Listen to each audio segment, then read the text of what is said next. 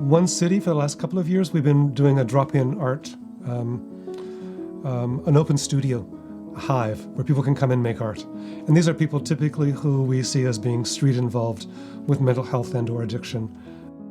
After a year and a half of being at One City every Mondays from 2:30 till 4, and it's a drop-in, I had a impulse that we needed to share what we were doing. The larger community of Peterborough needed to be more in touch with the people who were coming to the drop-in. And so I approached the library, knowing that was also a place where people that come to One City often can hang out, a place where they can be warm and dry and have a rest and be safe. So I thought if we could show some of their work, and the work itself is amazing, is beautiful. I also feel like we exclude certain people. If you look, as maybe especially at art, or sometimes in education, that certain individuals are excluded from it. And I wanted to find a place where we could include and bring together. And Peterborough has a really rich, vibrant art community. And my experience with them is that they are open to inclusion. So I thought if we could pull them together, not just to look at art, to talk about art, but to make art together.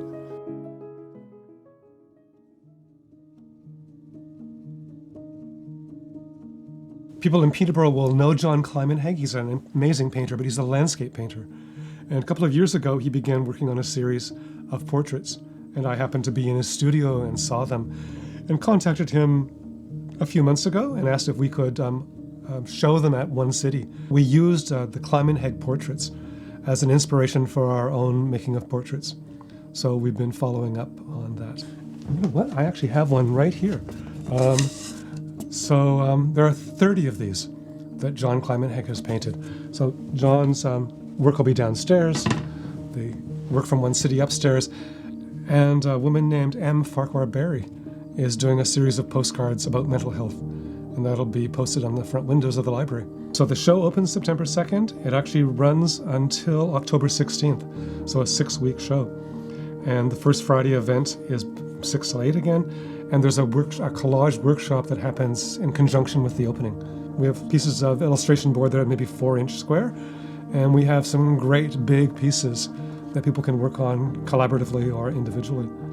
So these 3 workshops are free, drop in, don't register, come and make art. Come and meet your neighbors, people on the street who you may not normally talk to or get to know. Panel is probably the wrong word, but it's the word that we've been using. So it's Thursday, October 6th, goes from 7 until 8:30, and it really is a conversation. And we're plugging it as a conversation as a vehicle for change. So it will be Christian Harvey, who is the director at One City, and John Climenhegg, the painter who did the portraits, and a friend of mine from Montreal, Stephen Regari, who is an art therapist who works in a provincial gallery doing art therapy. And the 3 of them are going to be in conversation while they paint. And the idea is I have a series of questions I'll be asking them about, to create a conversation about the world we live in and the world they would like to live in. And we'll have a series of questions coming from the audience as well. So it'll be very much a dialogue. The word yarning is an old colloquial term used in Canada, that you get together with friends and yarn, maybe over a case of beer, and maybe over a quilting while you're, and the idea is it's a back and forth where people are learning from each other, responding to each other. Peterborough's going through a challenging time, and partly the voice of, and we may be hearing the voice of the person with addiction and mental health and lack of home and lack of financial resources by break-ins and criminal activity and panhandling. And if we only allow that kind of voice, then we have a very skewed sense of who these individuals are. And through the weekly contact over a couple of years, I've met some really talented, articulate, lovely people who are struggling, who I don't think we give voice to. So part of this was my way of saying, let's get to know our community more fully, our rich community. And let's also share the wealth of our community.